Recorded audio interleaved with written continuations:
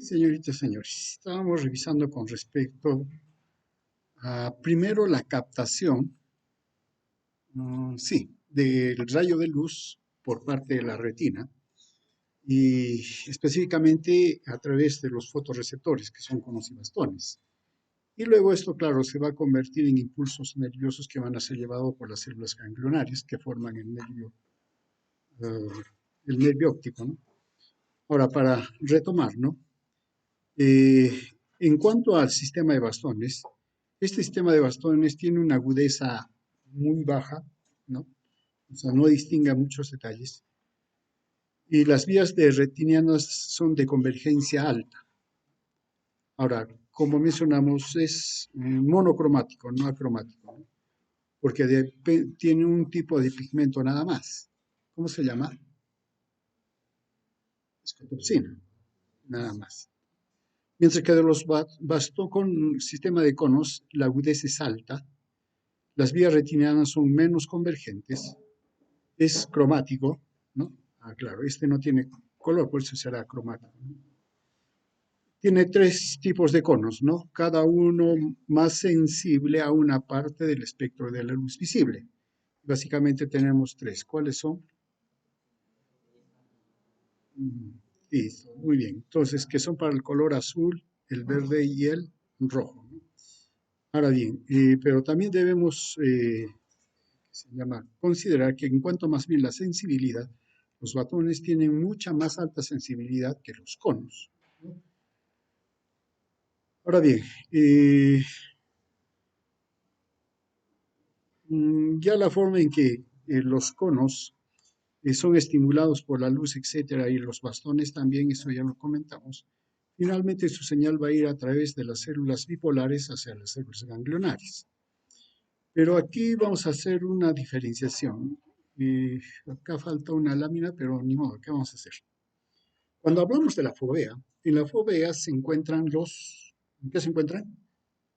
En cuanto a los pigmentos, los fotorreceptores, perdón, los conos, ¿no? Los conos sí tienen una alta, digamos, una alta resolución, ¿no?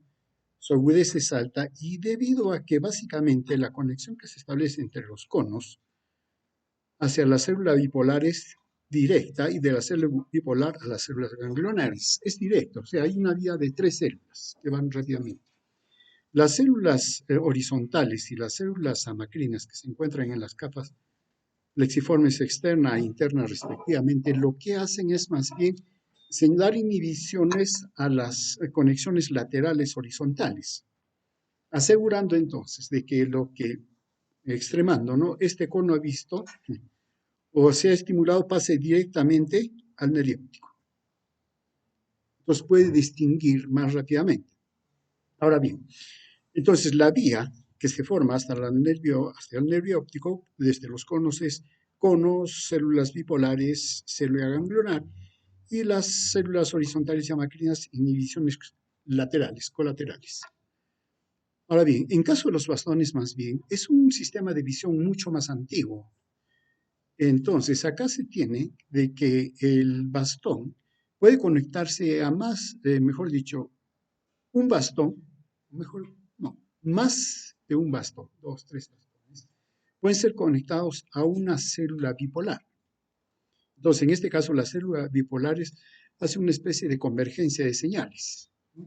Ahora bien, estas señales bipolares tampoco pasan directamente a la célula ganglionar, sino lo hacen a través de las células amacrinas.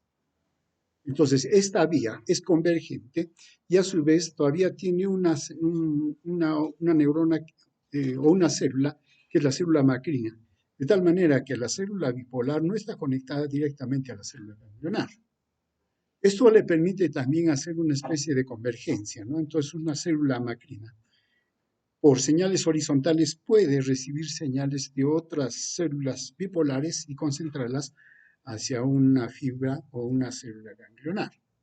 Entonces es mucho más difuso, ¿no? Las señales que van llegando a la célula del nervio óptico a la célula ganglionar porque viene de las células amacrinas que a su vez han hecho convergencia y a su vez también la célula bipolar ha hecho convergencia. Por eso que la agudeza es menor con los bastones. Ahora, pero también cabe una especie de intermedio en el cual varios fotorreceptores, sean bastones o conos, sí se van a unir a células bipolares, haciendo convergencia. Y también van a requerir de la célula macrina para que se conecte la célula bipolar a la célula plexiforme. Es un poco del anterior que hemos mencionado, ¿no? Entonces, sí, aquí también hay convergencia, pero a diferencia no son solo bastones o solo conos, sino es una especie de integración mixta que se da, ¿no? Pero también es una vía que hace más convergencia y por lo tanto es menos detallada. Si los conos están en la fovea y los bastones en la periferia, los dos modelos primeros que hemos mencionado nos explican las cualidades que tienen este tipo de visión, conos y bastones. Y más o menos yéndonos al intermedio está el tercero que estamos mencionando, ¿no? Donde sí mezclan los estímulos que vienen tanto de los conos como de los bastones.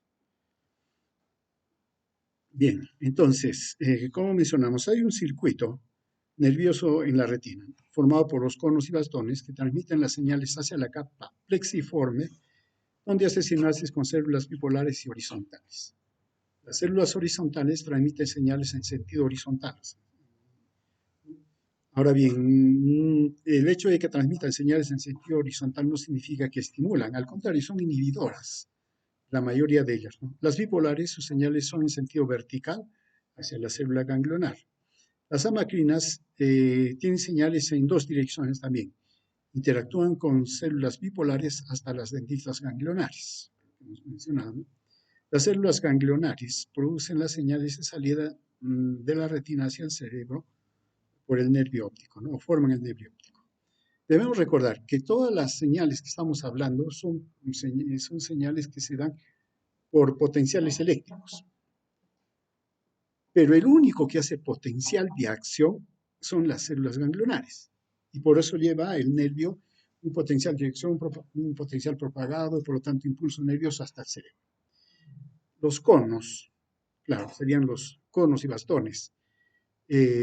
Las células horizontales, las células bipolares y las células amacrinas, ellos no manejan este corriente eléctrico por potenciales de acción, sino por potenciales electrotónicos. ¿Se acuerdan cómo la célula integra las señales que le vienen de las dendritas y también del cuerpo neuronal? Son señales postsinápticos inhibitorios excitatorios. Esos no viajan por la membrana, sino por el interior. De igual manera, estas células que estamos mencionando no hacen potenciales de acción, hacen potenciales electrotónicos. Y finalmente, va a llegar que las células ganglionares, con esos potenciales electrotónicos que le llegan a la célula ganglionar, decide activarse o no activarse. Y si se activa, claro, un potencial de acción y corre por el nervio. Ahora bien, en cuanto a los neurotransmisores, los conos y bastones sí liberan glutamato, ¿no? Ese es el neurotransmisor.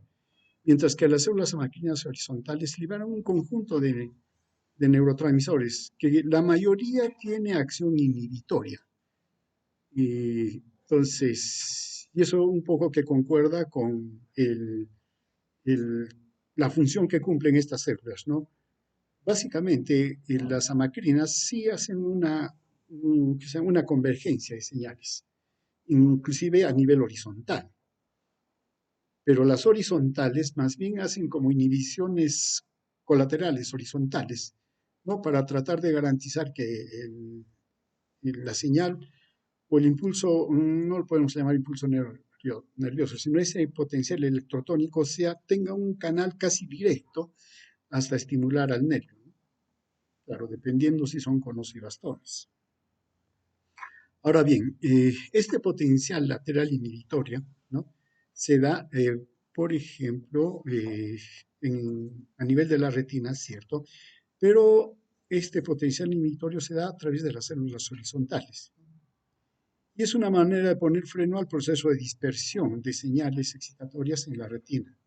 Y así se suministra una inhibición lateral en las zonas adyacentes para mejorar la transmisión de los márgenes de contraste de las imágenes que vemos, ¿no? Aquí tenemos un haz luminoso, incide en una zona de excitación, ¿no? Acá hay una zona más bien de inhibición para que esta señal que está llegando a través del haz luminoso no se propague a los demás y al final es como que toda la retina estaría mirando lo mismo. No, no debe haber contraste, ¿no? En diferentes partes de la retina ve diferentes figuras, por así decirlo, y eso hace contraste. Entonces, esa parte solo tiene que responder a este haz luminoso. El otro responderá al otro, ¿no? Entonces, sí es necesario entonces hacer esta zona de inhibición para evitar que un solo haz estimule a todas las células, ¿no? Y finalmente a toda la retina. Las células amacrinas existen, dice, 30 clases diferentes, ¿no? Y se conocen solo 12 funciones de estas. Responden a una vía directa para la visión de bastones, responden a señales visual continua, su actividad se extingue con rapidez. O sea, ahí la señal se activa y ahí queda, ¿no? Rápidamente.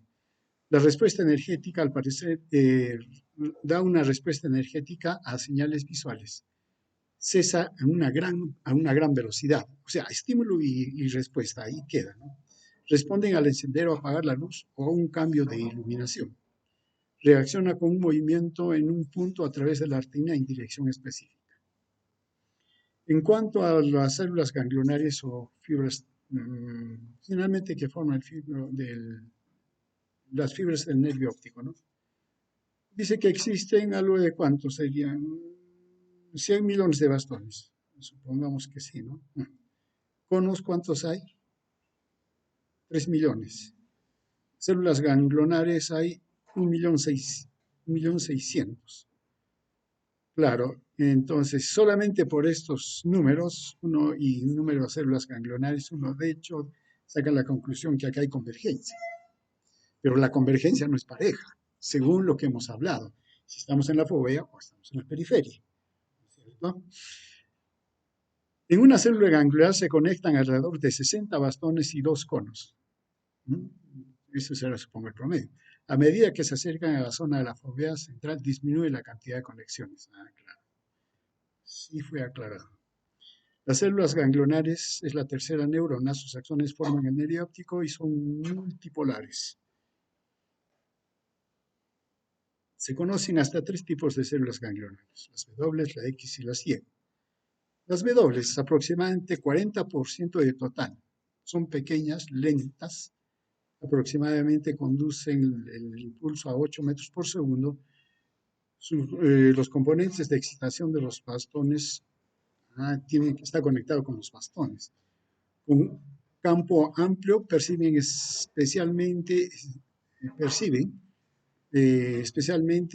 señales para detectar movimientos direccionales del campo visual.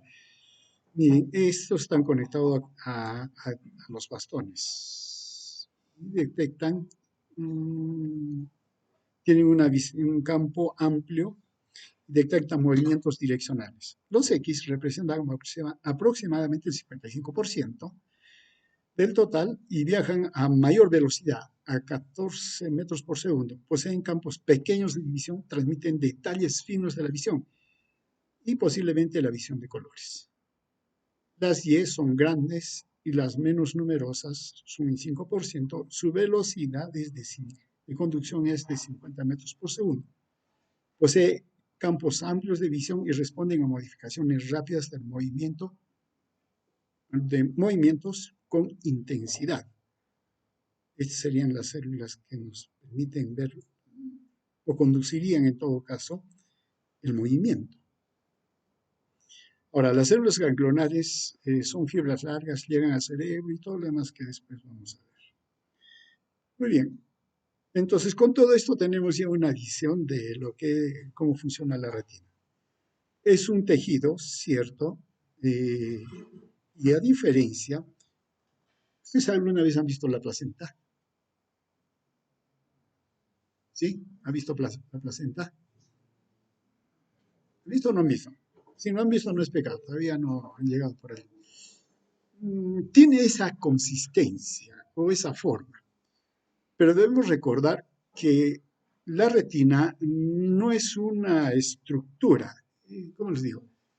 Es la mazamorra. Han hecho mazamorra, tiene mazamorra, mazamorra morada. Ya, esa consistencia. Y es una capita pegada, ¿a dónde? La coroides. Está pegada a la coroides. Así de simple es. No tiene consistencia. ¿Cómo es que se mantiene ahí? Por el humor vítreo que lo tiene, digamos, presionado contra la coroides. Así está. Por eso es fácil de desprender. Han escuchado un accidente, un golpe de desprendimiento de retina. Claro, porque no hay nada que lo pegue a la coroides. No hay nada, no está agarrado. Está simplemente, como diríamos, apoyado.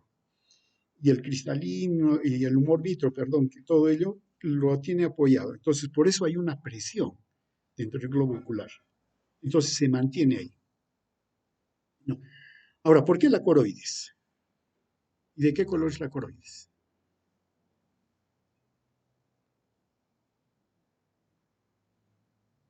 ¿De qué color es la coroides? Histología. ¿No han cortado un ojito? Cómprense una cabeza de cordero, saquen el ojito, lo procesan y lo cortan ya al microscopio. Y cuando abran el ojito del cordero, van a ver que hay una manchita negra ahí adentro. Es la coroides, está bien. ¿Y por qué negro? Porque la coroides absorbe todos los rayos de luz que ingresan al ojo. Porque si no fuera negro, habría dispersión de la luz, ¿cierto? Claro, y resulta que en esa dispersión serían estimulados conos y bastones de todos los lados. Y ya pues no se podría formar la imagen. Entonces, por eso es negro. Absorber toda la luz dispersa de tal manera que no rebote y no estimule a otras células, más que las células que están siendo, digamos, afectadas por el rayo de luz directo. Este sí, más bien, cumple su función, pero lo demás tiene que desaparecer. Entonces, miren, esa consistencia tiene la retina y su función, inclusive con la coroides, es bastante frágil. Y puede ser dañado, puede ser dañado. Y hay cantidad de lesiones que pueden hacer. Acá nos muestran algunos tipos de lesiones. Por ejemplo, esta es una visión normal, ¿no?, de la persona. Acá una visión del glaucoma.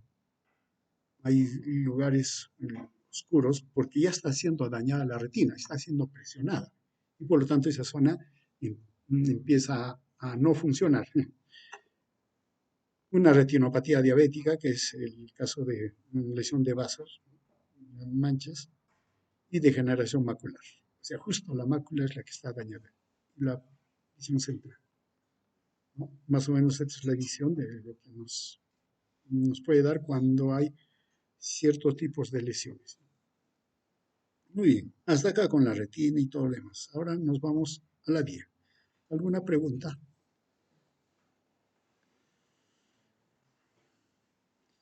Bien, como quiera. Ya llegó la luz, entró a la retina captó la luz y ya tenemos la imagen. Ahora esa imagen se tiene que enviar al cerebro. Y esa es la vía visual. Listo. Empezamos con la retina. Nuevamente, ¿no?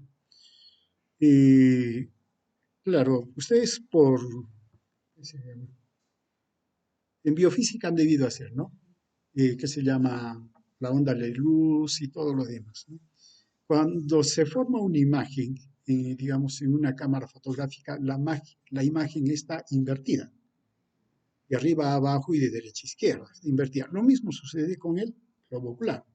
Entonces, si dividimos a la retina en una parte superior y otra parte inferior, la parte inferior mira el campo visual superior y el hemicampo retinal superior mira el campo visual inferior, ¿no? Y lo mismo, el campo visual lo dividimos en derecha e izquierda.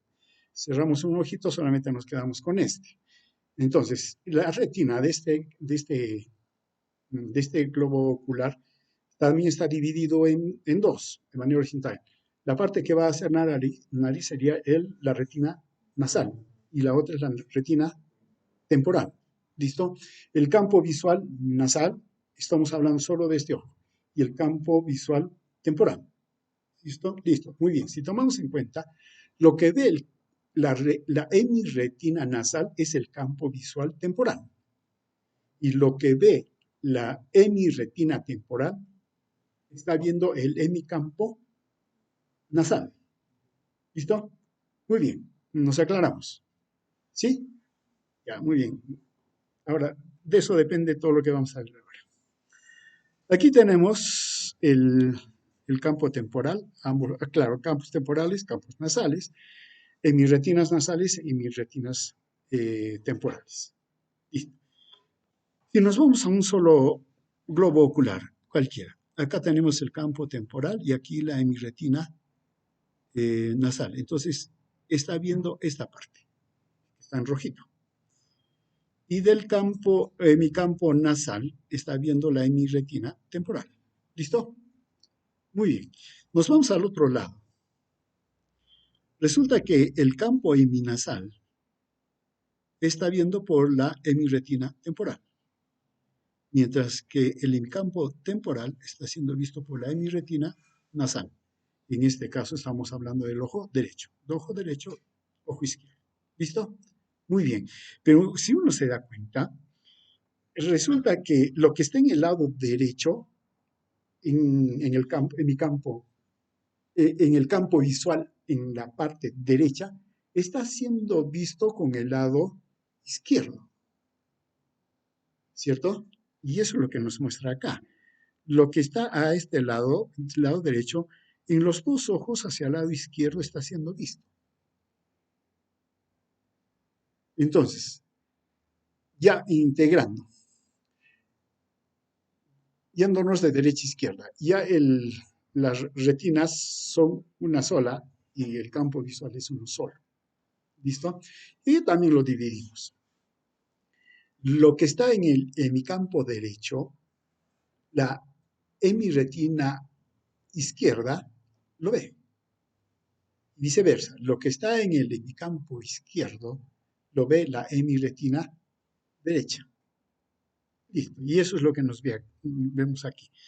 ¿Y qué resulta? Que todo lo que está en el lado derecho va a irse hacia el lado izquierdo. Estamos hablando del hemicampo. Pero si hablamos de la hemirretina, lo que está en el lado izquierdo se va a ir hacia el lado izquierdo. Pero estamos hablando de la retina. Pero si hablamos del campo, el hemicampo derecho se va hacia el lado izquierdo. ¿Listo? Muy bien. Conclusión. El nervio óptico, claro, que está aquí, sí está viendo todo el campo visual, ¿no? Y capta tanto del lado derecho como la izquierda, pero de un solo globo ocular. Pero en la cintilla óptica ya no tiene todo el campo. No, mejor, no tiene todo el campo visual, solo tiene la mitad, nada más.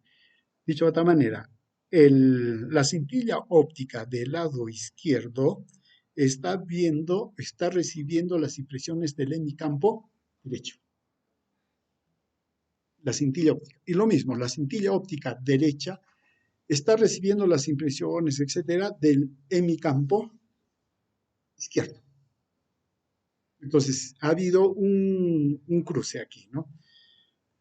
Y eso llega al campo, a los cuerpos geniculados laterales. ¿Y eso a qué pertenece? Esto pertenece al tálamo. Y esto es tálamo, campo geniculado, o los cuerpos geniculados, perdón, eso es tálamo. Entonces la señal ya está llegando al tálamo. Y bueno, ahí el tálamo va a tener su función también. Pero de ahí sale hacia las radiaciones ópticas que se van a la corteza visual, corteza occipital, allí llega. Listo. Entonces, al final, en el hemisferio cerebral, en el polo occipital, del lado derecho, ¿qué se está viendo?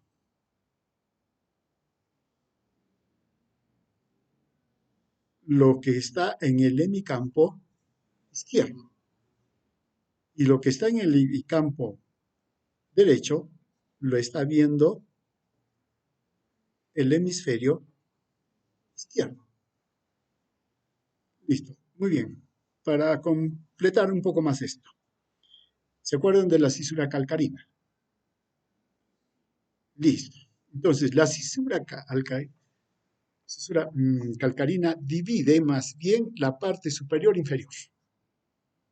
Entonces, lo que está por encima de la cisura calcarina están las impresiones del hemicampo inferior superior. Estamos por encima de la cisura calcarina, del hemicampo inferior. Y lo que está por debajo de la cisura calcarina está recibiendo impresiones del hemicampo superior. Entonces, la visión se ha dado la vuelta totalmente, ¿no? De derecha a izquierda, de arriba a abajo, y viceversa con todo. ¿Listo? Eso es lo que ha sucedido. Ahora bien, tomando en cuenta el polo occipital, de un lado, el derecho por decir, ¿no? Entonces, sabemos que está dividido a su vez en la parte superior de la cisura calcarina y la parte inferior de la cisura calcarina, ¿cierto? ¿Sí? Muy bien. Entonces, ya todo el campo ya no está dividido en mitad arriba, mitad abajo, mitad derecha, izquierda, sino está dividido en cuadrantes. Entonces tenemos 4 cuadrantes. Y listo. Y con eso empezamos a jugar. La parte superior, o sí, el polo occipital, la parte superior porque está por encima de la cisura calcarina del lado derecho, ¿qué cuadrante está viendo del campo visual? Estamos en la parte polo occipital, por encima de la cisura calcarina. Ya, ahí hay un cuadrado. Listo. Ese cuadrado, ¿qué está viendo de todo el campo visual? El inferior izquierdo. Entonces, y ahí sí uno puede ubicar, ¿no es cierto? Entonces, los 4 cuadrantes que están en el polo occipital, derecho, izquierdo, por arriba, por abajo de la cisura calcarina, forman toda la imagen. Forman ya toda la imagen. Y así nosotros lo captamos.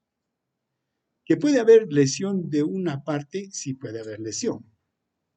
Y entonces afectará específicamente a un cuadrante del campo visual. Va a afectar, ¿no? Y también, por la vía que ya hemos descrito, desde la retina hasta el polo occipital, podemos deducir si el daño está en la retina, en el nervio óptico, en la decusación del quiasma óptico, en la cintilla, si es que hay una lesión a nivel del tálamo, si es que hay lesión a nivel de las radiaciones y a nivel del cerebro, evaluando el campo visual. ¿Se puede? Sí se puede. Claro que hay que tener técnica, ¿no? Para evaluar el campo visual, porque si yo estoy viendo aquí y me desplazo, ya mi campo visual. Entonces, lo que este cuadrante no puede ver porque está lesionado, al moverme, los otros cuadrantes sí lo van a ubicar. Entonces, como que se completa. Y es verdad, ayer mencionábamos que tenemos un punto ciego en la retina, ¿no es cierto? Pero ¿por qué no nos damos cuenta de eso? Porque, claro, continuamente estamos moviendo, eso es uno. Y segundo, el cerebro completa la figura. Entonces, en realidad, y esto vale para todas las sensaciones, lo que nosotros no es que, eh, no es que captamos tal cual, sino percibimos. Nosotros percibimos. Y la percepción, sí, es un estímulo directo. En este caso estamos hablando de la luz para la retina, ¿no es cierto? Ese es. Pero todo lo que vemos, nosotros ya le damos una interpretación.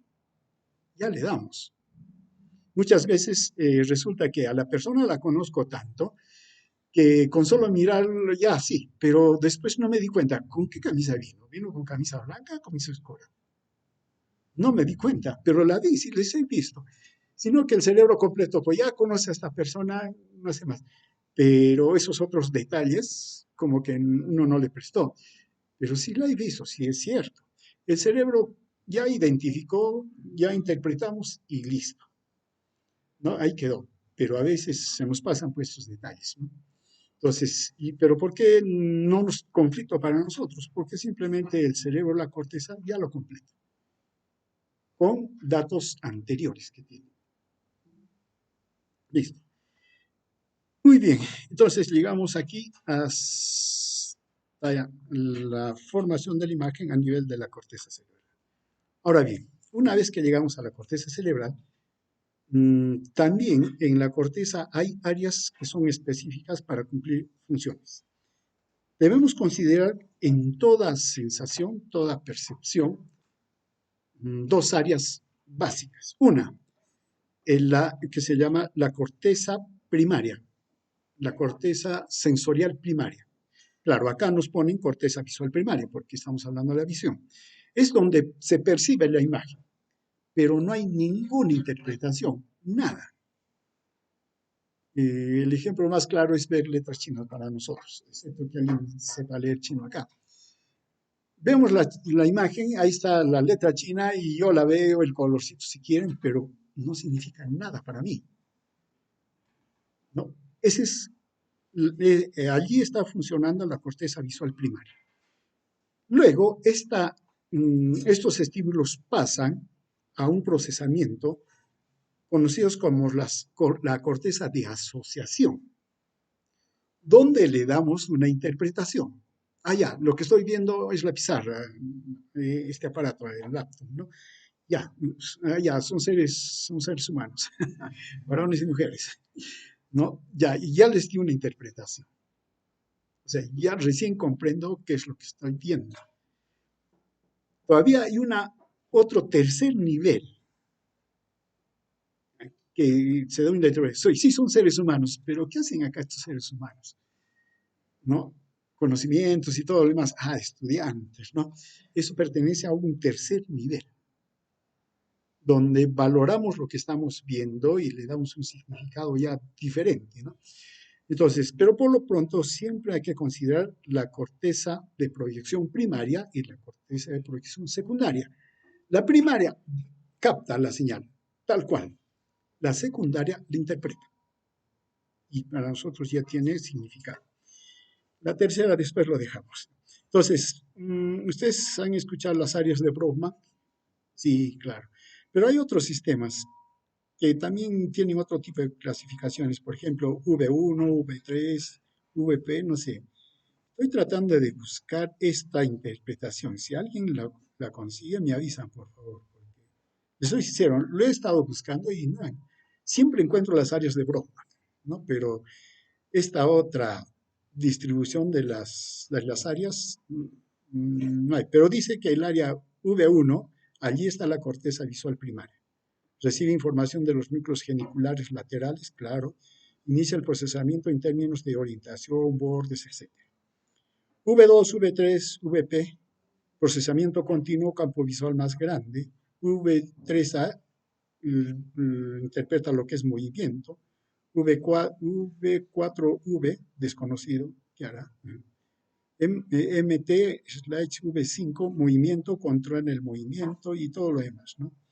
Claro, habría que traducirlo esto a las áreas de Broca para poder entender. Muy bien, claro, estamos hablando para ¿qué se llama? La percepción visual, ¿no? Que tenemos.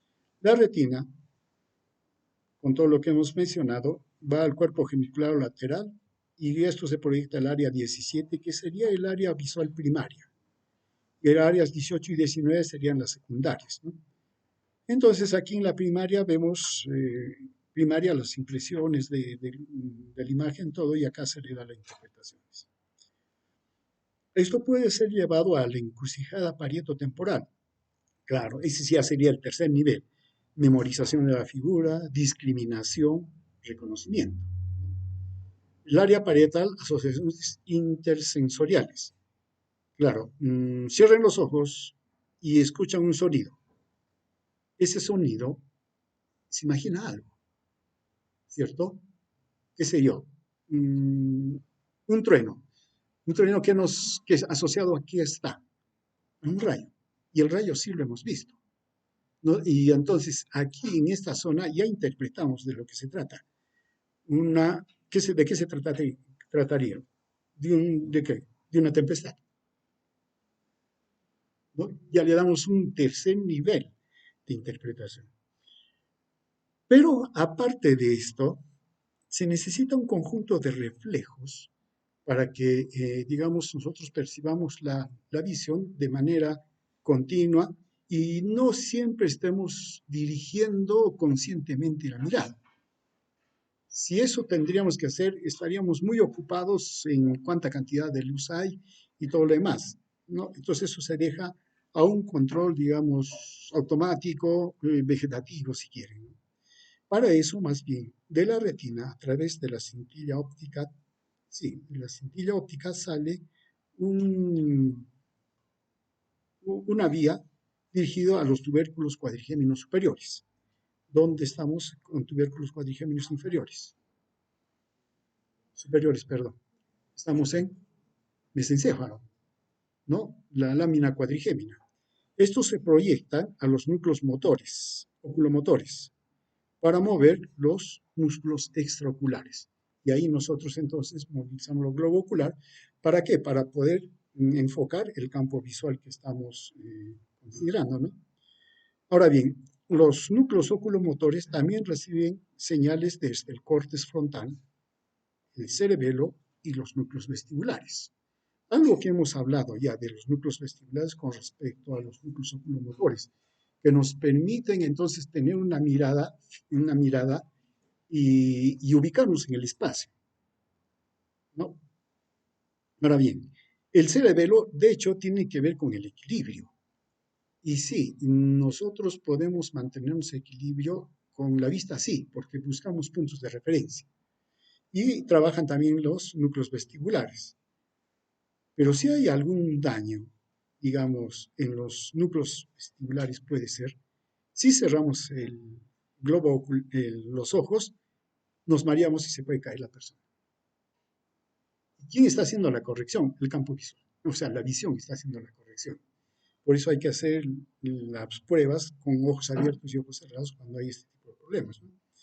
Y el córtex frontal porque, digamos, de ahí sale la voluntad de lo que vamos a ver, ¿no? Hacia dónde vamos a dirigir la mirada. Muy bien, ahora hay un conjunto de reflejos que estudiamos para ver si hay una integridad en cuanto a esta vía que estamos mencionando, ¿no? Que tiene que ver con el control de los globos oculares. Y uno de ellos es los reflejos pupilares. ¿Cierto? La pupila responde a estímulos luminosos, ¿no? Contrayéndose ante la luz y dilatándose en la oscuridad. Eso lo podemos ver, ¿no? ¿Cómo le llamamos cuando dilata y cuando se pone pequeño? No, no, cuando dilata y la pupila se vuelve grande, midriasis. Y cuando es chiquitito, miosis. Listo, muy bien. Entonces, inteligentes.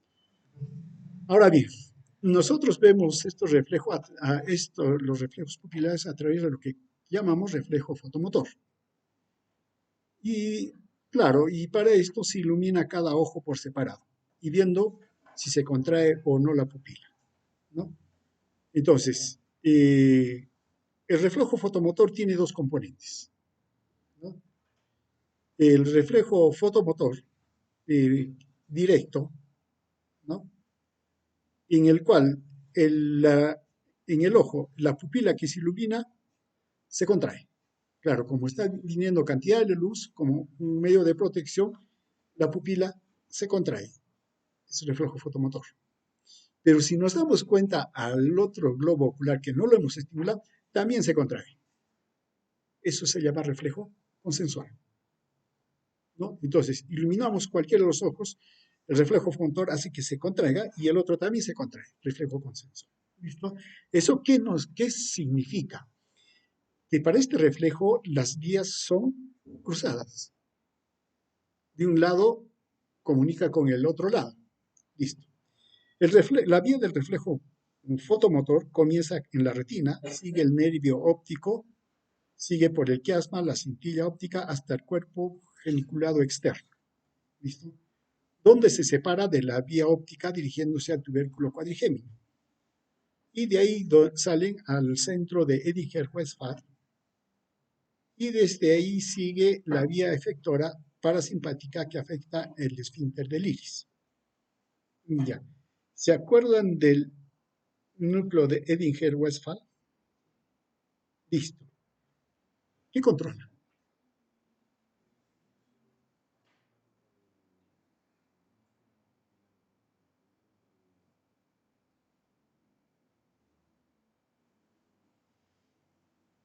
¿Qué controla el núcleo de Edinger-Westphal?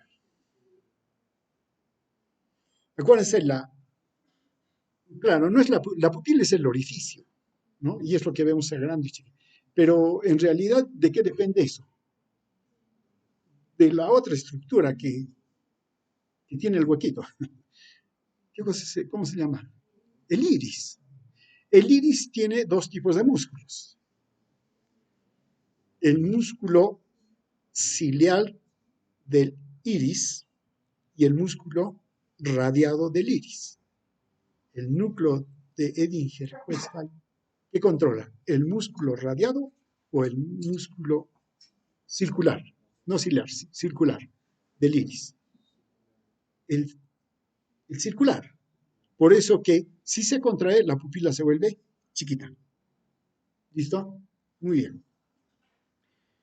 Ahora, si recordamos también, nos dice que la parte de las fibras de la vía refleja se decursan con la vía óptica en el quiasma. Podemos explicar entonces el reflejo consensual. Y listo, acá lo tenemos. Estimulamos aquí, ¿no? Hacemos el estímulo por la vía, por la vía óptica, viaja el estímulo, bueno, acá va a separar, acá se decruzan, entonces viene a este lado hacia el núcleo de Edinger-Westphal y a este lado también. Entonces, basta que un globo ocular sea estimulado para que ambos lados para que los dos núcleos de Edinger-Westphal a cada lado sean estimulados. Estimulados ellos, entonces van a salir las fibras eferentes, ¿no? Van a llegar al ganglio y del ganglio, ¿cómo se llama ese ganglio? Acuérdense, es primera neurona y segunda neurona. Siempre en una vía eferente hay primera y segunda neurona. Siempre hay, excepto médula suprarrenal. Entonces, acá hay un ganglio. ¿Cómo se llama ese ganglio? Me preguntan, me responden.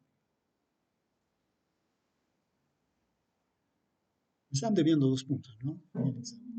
Sí, sí, ahora me acuerdo. Sí, sí, sí, me deben 2 puntos. Si me dicen qué cosa es el ganglio ciliar, les concedo o les perdono 1 punto.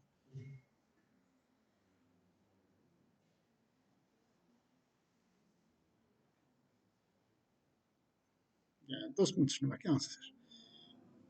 Ya, entonces, miren, primera neurona del núcleo de Edinger-Westphal, que es la primera neurona, llega al ganglio ciliar, y del ganglio ciliar sale la segunda neurona.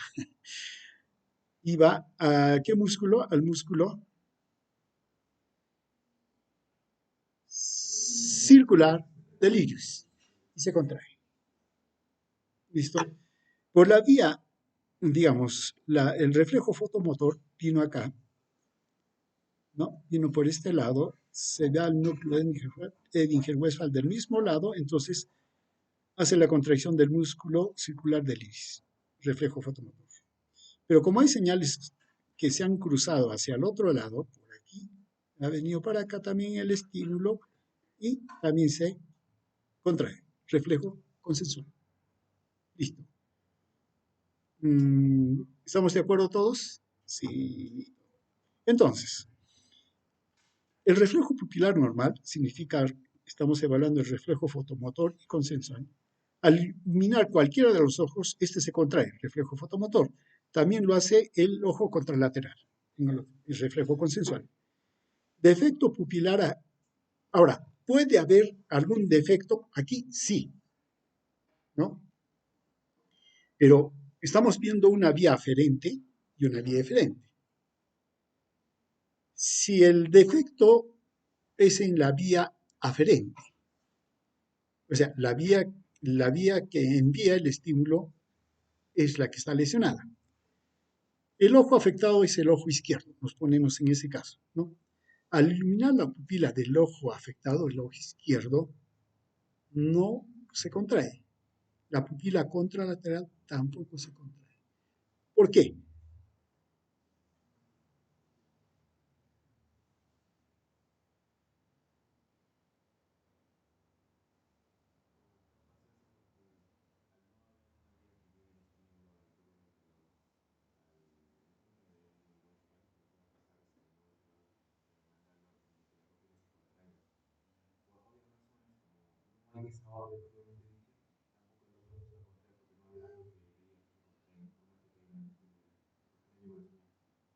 Claro, el estímulo es la luz, pero no hay quien lleve esa señal.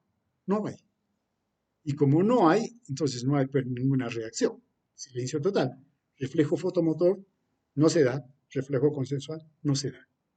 Pero si iluminamos el otro ojo, el que está en la vía aferente está normal, al iluminar el ojo no afectado, se contraen ambas pupilas. Porque el otro lado, que sí está bien, sí está percibiendo y lleva. Y la vía motora, efectora, sí está normal. Listo. Si el defecto es la vía eferente, entonces la vía donde regresa el estímulo está lesionada, o sea, es la respuesta, ¿no? El ojo afectado, nuevamente el ojo izquierdo. Al iluminar la pupila del ojo afectado, se contrae el ojo no afectado, o sea, el otro lado, hay reflejo consensual. Al iluminar el ojo no afectado, se contrae solo esta pupila. La pupila del ojo afectado nunca se modifica. ¿Se entiende? No. Ya, aquí la vía afectada es la vía eferente, la que da orden para que la pupila se contraiga. Esa está afectada. Iluminamos la pupila del ojo afectado.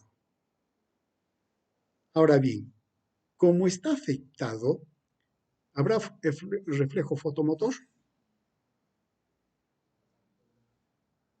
Cuando, miren, si yo les digo, estimulamos el ojo izquierdo, yo espero un reflejo fotomotor del lado izquierdo y un reflejo consensual del lado derecho.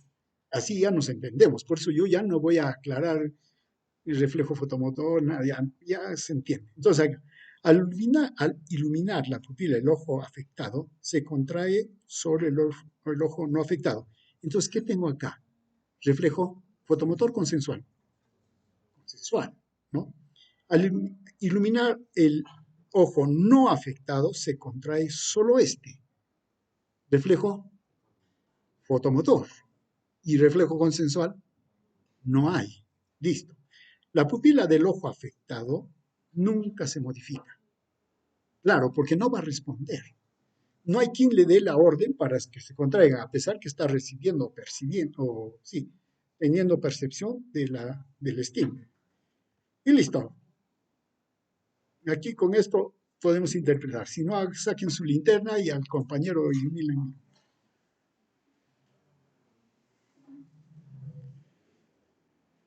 Reflejo pupilar normal. Acá están los dos ojos, las pupilas. Estimulado el lado derecho. ¿Qué tenemos? Reflejo fotomotor del lado, claro, sí, derecho, consensual del izquierdo. Estimulamos el ojo izquierdo, reflejo consensual en el derecho y fotomotor en el izquierdo, perdón, y en el derecho el reflejo fotomotor. Listo. El defecto pupilar aferente. Defecto pupilar aferente. Listo. Ustedes me indican cuál es el lado afectado, el derecho o el izquierdo. La vía aferente es la afectada. Con todo lo que hemos dicho anteriormente, y acá están, ¿no? Ambos ojos, acá los vemos, se estimula el lado derecho. Es que ya nos vamos a poner de acuerdo. Claro, es que yo lo estoy viendo así, yo pongo mano derecha, ¿no? Pero nos vamos a poner en la posición anatómica. ¿Listo? posición anatómica. Entonces, este es izquierdo, este lado es izquierdo y este es lado derecho. Listo, muy bien. Ahora, estimulamos el ojo izquierdo. ¿Qué tenemos?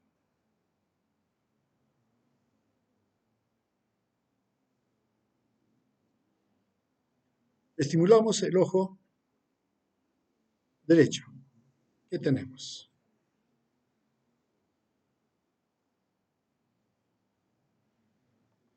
¿Cuál de los lados está afectado? Estamos hablando vía aferente.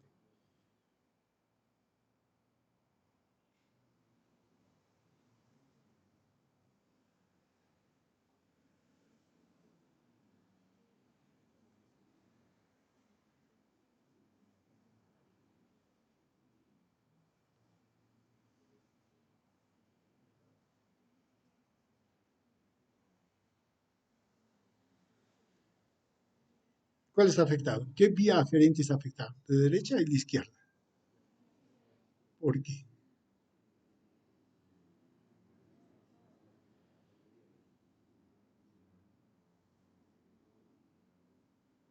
¿Por qué? Levanten la manito y explican.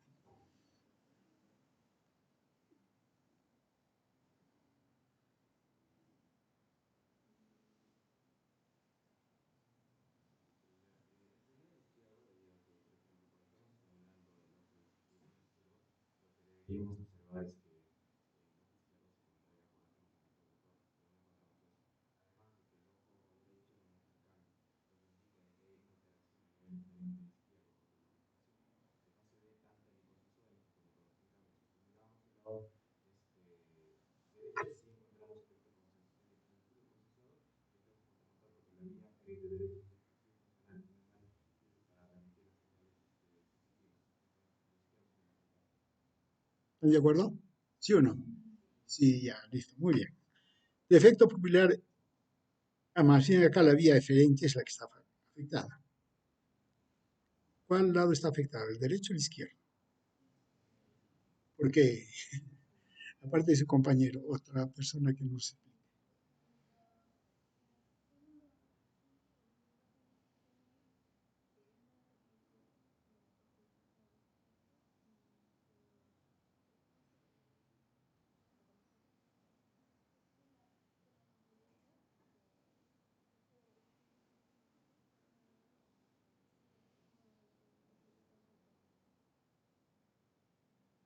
¿No han escuchado a su compañera? ¿Sí o no? No han escuchado. ¿Puede repetir? Acá.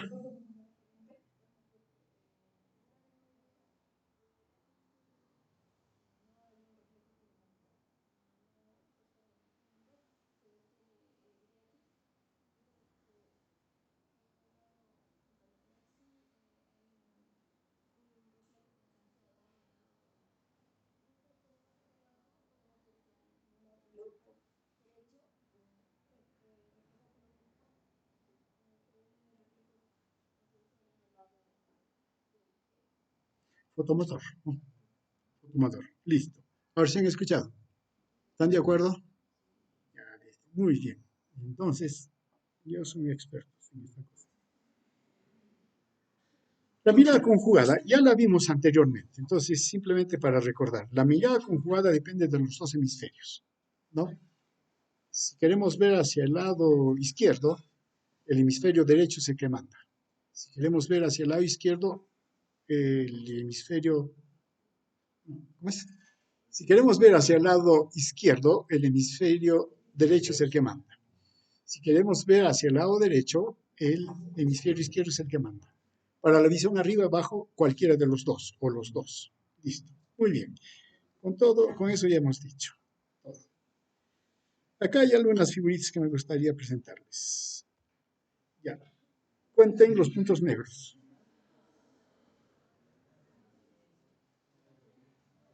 Cuenten los puntos negros. ¿Por qué no pueden? Pero se perciben puntos negros. Sí. ¿Por qué pasa esto? ¿Por qué pasa esto?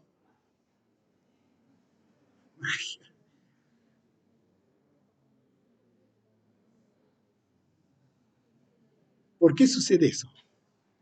¿Por qué nos pasa eso, no? Claro, uno como que percibe puntos negros, pero cuando quiere enfocar, desaparece, no hay. Y en realidad sí, no hay puntos negros. Ya, ¿por qué sucede eso? Magia, dice su compañero.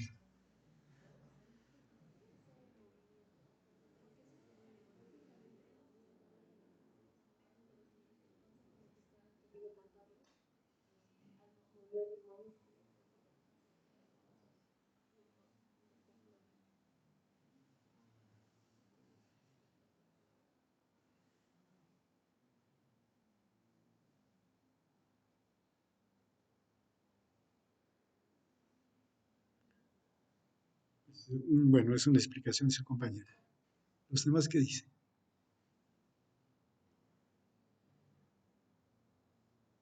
¿Qué colores estamos viendo acá? Blanco y negro. Claro, todos los colores, pero es, como dicen, acromático, ¿no? Es un solo color, pero tiene una graduación, desde lo blanco hasta lo negro. ¿Qué tipo de división es esa? ¿Fotópica? Escotópica.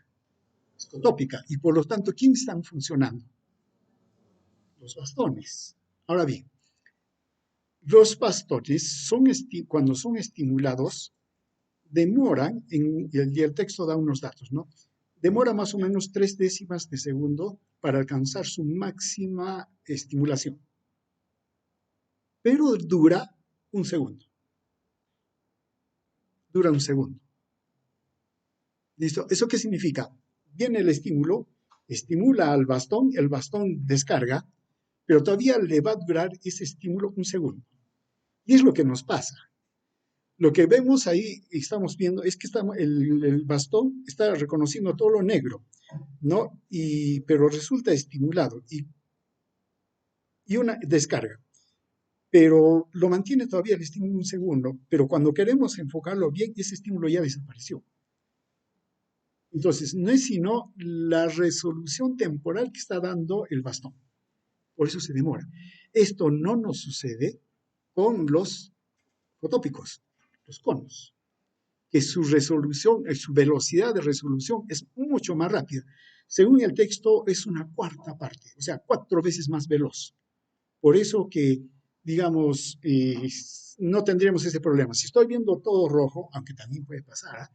Si estoy viendo todo rojo y volteo a ver una figura blanca, y rápidamente cambia al blanco, ¿no? Pero también es cierto, si no hagan la prueba, si están en un color así predominante rojo y cambian al blanco total, como que todavía lo perciben medio rojo. Es que tampoco no se ha dado ese cambio, ¿no? Es que todavía persiste la estimulación, a pesar que los conos son mucho más rápidos. Por eso los conos pueden ver en detalle, mientras que los bastones no ven en detalle, ¿no? Y eso es lo que nos está pasando aquí. Los bastones son estimulados, pero todavía su estímulo dura como un segundo y luego desaparece. Pero cuando queremos estimular, cuando queremos ver ese punto negro que ese cono nos señala, el otro cono dice, pero no, acá no hay nada. Claro, inmediatamente dice, no hay nada. Por eso es que su compañera dice, no cambiamos el punto, el cono, la visión, el campo, sí lo cambiamos. Y el segundo es el que nos dice, no, aquí no hay nada. Aquí que ven.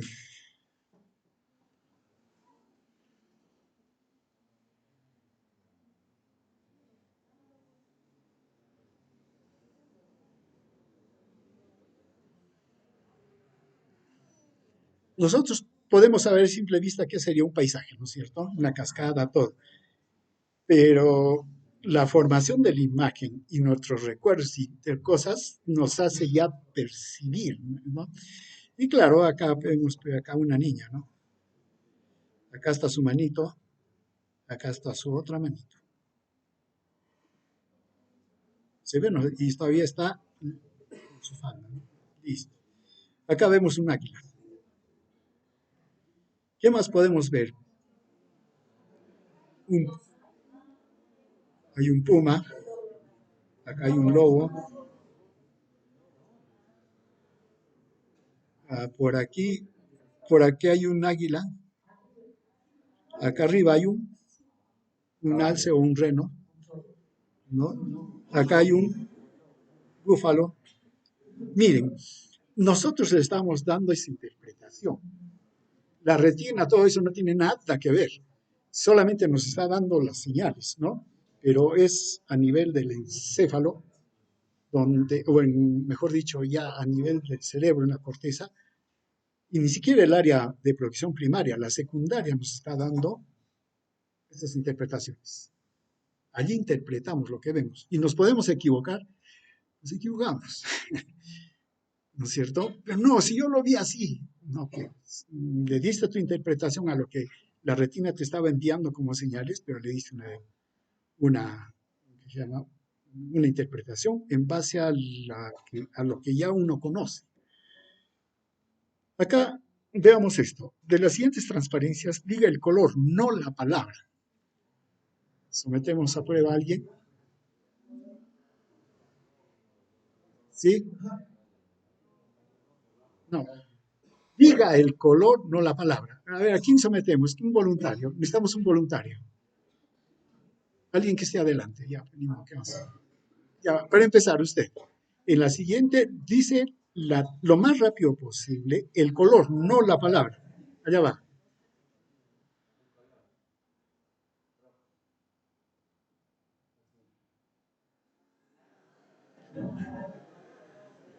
Diga el color, no lea la palabra.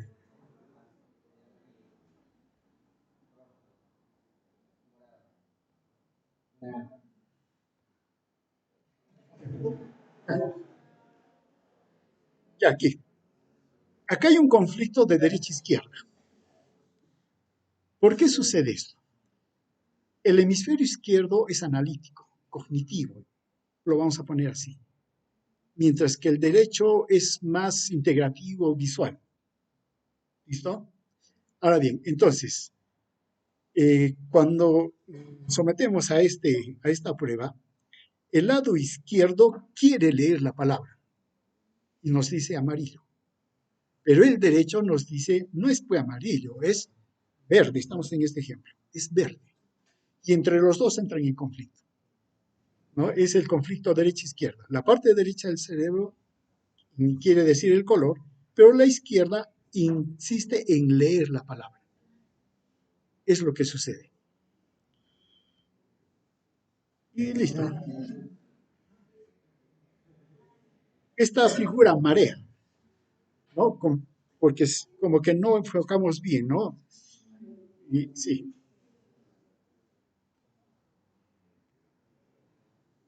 es por la percepción que tenemos, ¿no? Claro, es que mentalmente sabemos que una persona no tiene cuatro ojos ni tampoco dos bocas, ¿no? Es solo una. Y como que tratamos de enfocar, ¿no? Estoy enfocando mal y eso es lo que mal. Muy bien, hasta aquí llegamos.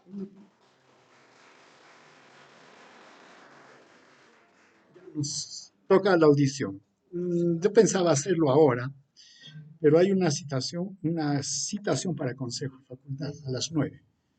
Así es que se han librado. Pero no se libra de la tarea. Para las prácticas, ustedes van a revisar lo que son olfato y, ¿cuál es el otro? Y gusto. Y van a exponer. Listo. Y cada grupo en el horario que le corresponde. Tenemos prácticas mañana, jueves y viernes, ¿no es cierto? Y cada grupo ya tiene su horario. Entonces, en las prácticas, cada grupo expone olfato y gusto. Tienen que incidir primero en el tipo de estímulo. ¿Qué estímulo es?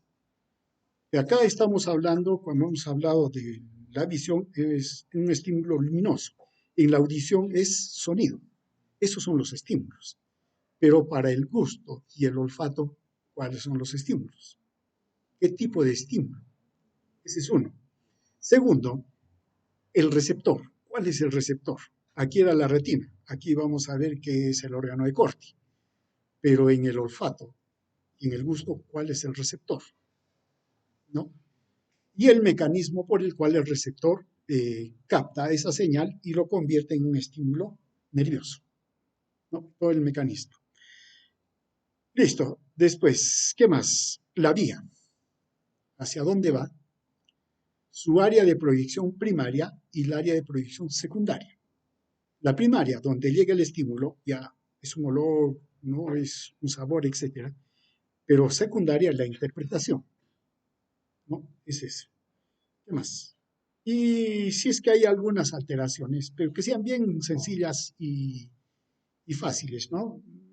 Porque no estamos en patología, no en fisiopatología. Entonces, ¿qué tenemos?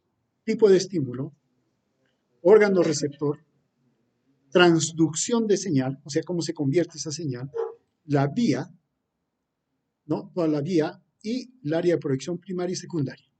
Y de allí que se llama, adornamos con algunas alteraciones que pueda haber. ¿Listo? Muy bien. Eso para el día de mañana.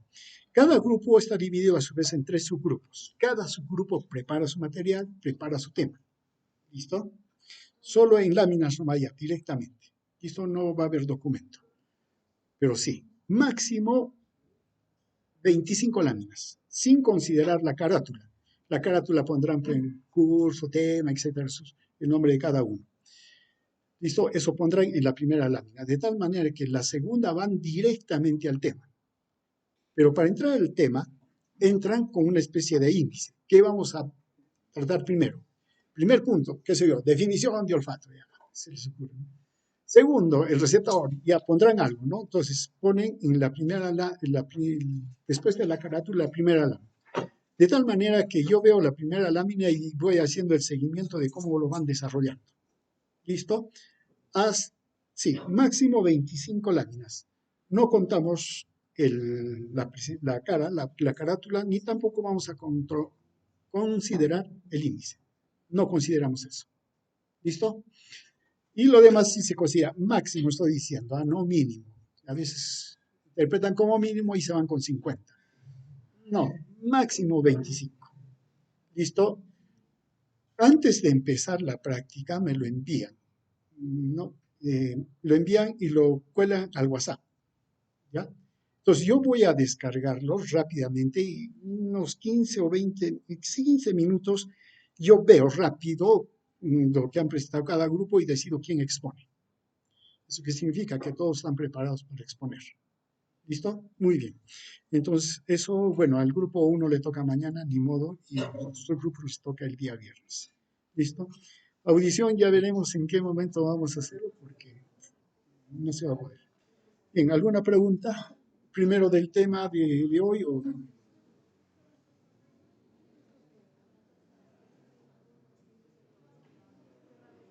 por favor.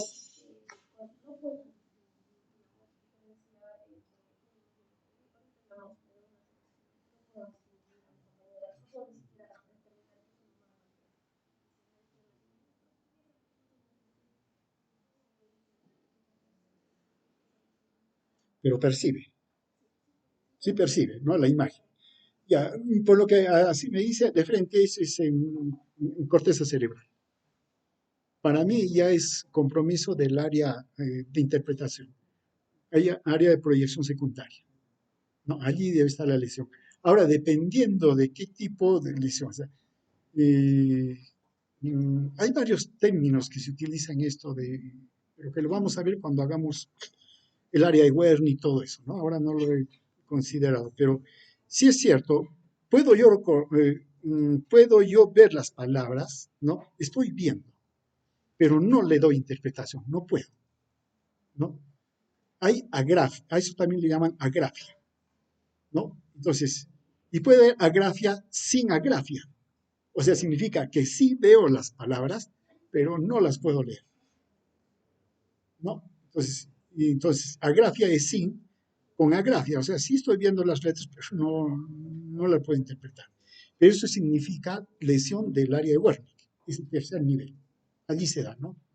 Listo, entonces, dependiendo de cuál es la interpretación que le damos, entonces, mejor dicho, sí, la interpretación que le damos, podemos más o menos deducir qué parte de la corteza cerebral es la que está comprometida. Si usted me dijera que no ve, eso ya pues vías, por ejemplo, o retina habría que ver, ¿no? Pero si sí ve, entonces sí está percibiendo. La interpretación es lo que está fallando. Y eso ya le corresponde a corteza cerebral.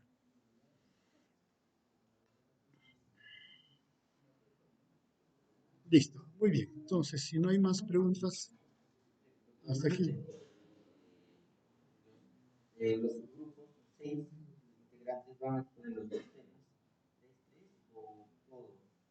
Puede ser. Ah, claro, ¿verdad? Son dos temas, ¿no? Ah, no, puedo señalar simplemente el grupo 1A, por decir, hace olfato y el 1C hace, ¿qué se llama? Gusto. Sí, puede ser. Por eso quiero ver el material, ¿no? Y dependiendo cómo está el material, sí, cada subgrupo preparamos, eso sí. Sí, quién es el que va a exponer o quiénes exponen, ¿no?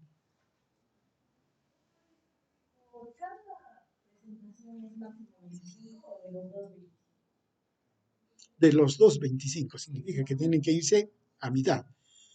Claro, hay unos más, otros menos.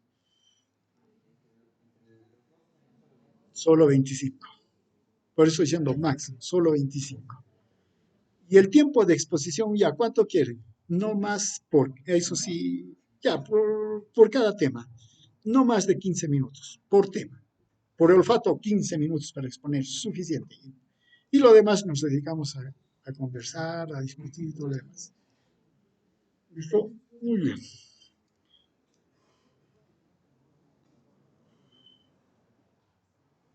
Entonces, si no hay más, nos despedimos.